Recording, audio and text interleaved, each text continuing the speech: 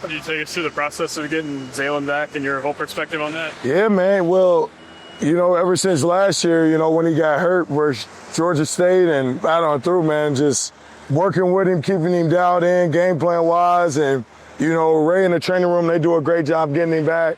Coach Steiner and those guys, and just continue to build with him. But it's exciting to have him back, man. He does a good little changeup.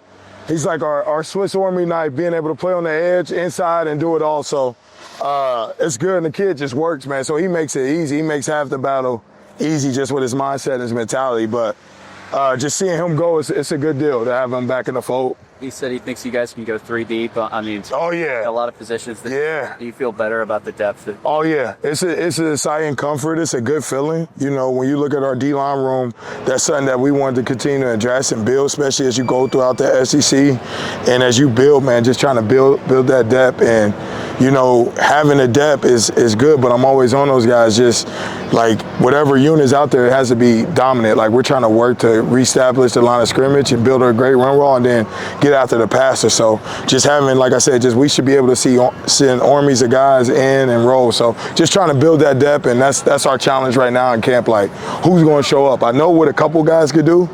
It's like, who's the guys going to show up and keep building? So that's what we're after now. Zaylen talked about trying to have more sacks from the defensive line this year. How have you been progressing towards that goal? I think the big thing is just understanding where we're working when we're rushing the cage. Like the big thing, and that's when we talk the cage, that's us first, the 5-0 linemen, and keeping them in the cage and understanding like different games, whatever we may be running, but just understanding where we're working to keep the quarterback and how we're going to attack that. And then again, it's getting to our moves, it's closing space. Everything in the pass rush is about closing space. Are we closing space? Are we taking the pocket away? So again, continue to work on that, and then as it goes with the coverage. But also understand sacks are great, but hits on a quarterback are great. Getting him off his spot are great. So just putting that all together. But yes, we want to continue to increase that and build on that sack total, because that could be game changer for us. Linus and Issa were thought to be pretty raw prospects coming into this program, but they've transitioned into seeing meaningful snaps and serious makers. What have you seen in terms of their progression since they've been in this program? Workers, them cats work. They show up and they grind. They work their ass off. I mean, you look at Linus, you look at Issa. I'm here. These cats come in the building at 5:15 and they're got their process. They're dialed in. You got to understand, these guys are from Germany, so this is what they have. This is very important to them. So everything from the standpoint of their preparation and what they go through, very mature. And I'm on them. They take tough coaching and they're able to build there. But those guys, since I had those guys since fresh, they just freaking work. And like they're like that. Like you could put them through, or you could drag them in the mud. And here come Linus, here come Issa. They survive. So that's just part of who they are, their mentality, their mindset, and they love the game. So it's exciting to have those guys, and we just got to keep building because they still got ways to go too. And we talk about that daily, but they do a great job with their mindset and approach. Out of the young guys and the newcomers like Terry, Mason, Nikhil, who of those guys have you seen so far? All those young guys have been showing. I think of like, when you look at that, you got Mason coming in, you got Josh coming in, older guys out of Portal who are really good at what they do and fit really good in our room. Then you got young guys like Nick Jefferson.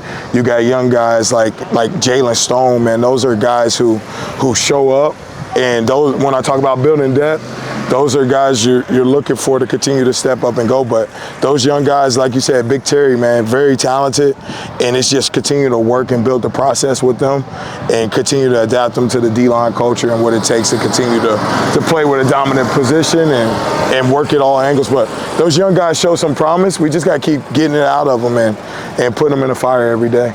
Clark talks a lot about winning in November and having to be better that way. How big of a piece of that do you think you guys are, obviously with more depth this year? Yeah, I think it's everything for us. Having fresh bodies, you look at that back stretch, you don't like looking ahead, but as you see it, man, you got to be able to withstand those double teams and those combo blocks in the SEC, and you got to have some fresh bodies to do it. So if we could continue to build out the depth the way we think we can, we're hoping to have those bodies ready to roll and continue to dial in as we get later in the season so we could keep sending those waves out to go attack.